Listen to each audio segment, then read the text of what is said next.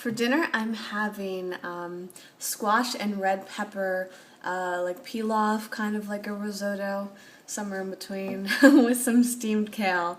It came out really nice. Flavors aren't too strong. I could have added in some more spices and things in there, but it was basically just onions, red peppers, and butternut squash, sauteed for a little bit. And then I added some rice and some water and let that cook for about 40 minutes. And then I added in a little bit of garlic powder, tiny bit of salt, black pepper, and some steamed kale.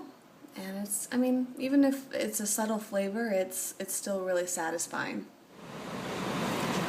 For a light lunch, I'm having some fresh pea soup at Crepe au Chocolat in downtown San Francisco. It is my favorite place for lunch. For a snack, I'm having something kind of odd.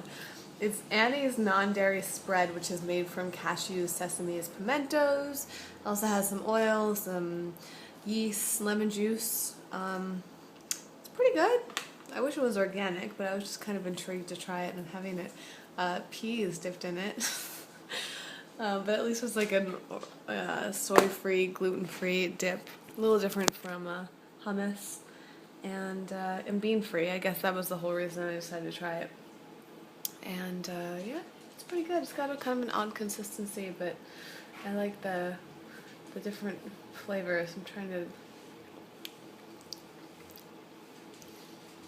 It's kind of hard to describe. It's kind of peppery. Kind of tastes. You know what it tastes like? It tastes like kind of like the cheese that you get on kale chips, which sounds really good, but it's not quite as great. I discovered a new snack thanks to Owen, actually.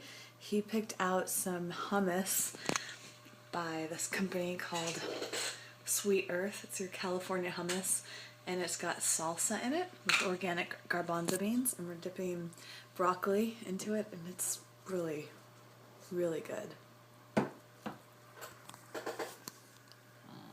I'm very excited for dinner because I'm making pizza.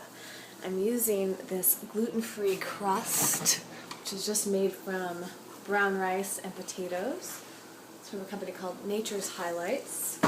And I put some tomatoes on it, because I didn't feel like making sauce, and I put a little bit of pepper and garlic powder on them. And then as the oven was heating up, I roasted some red peppers, jalapeno, and garlic. And meanwhile, I sauteed some onion and tempeh,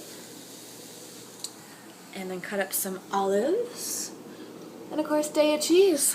I'm going to put it in the oven, and then I'll let you know how it is.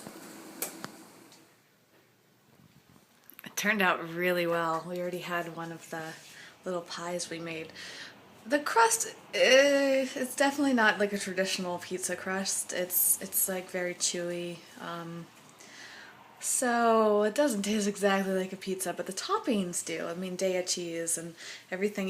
Even though I didn't make sauce, but I just used tomatoes, I thought that came out really well. And the tempeh and everything else is really, really good. So maybe I'll just have to try a different gluten-free vegan crust if I can find it. Got any recommendations? Let me know.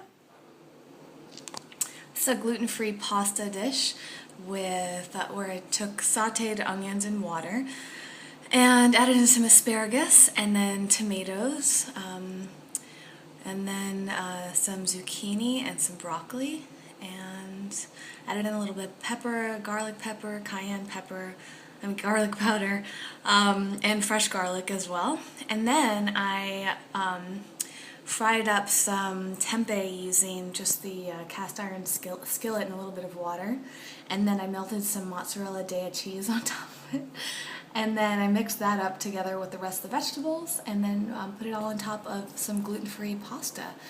I don't usually eat soy, so tempeh is kind of a rare treat, and so is the Daya cheese, but it came together really, really nicely.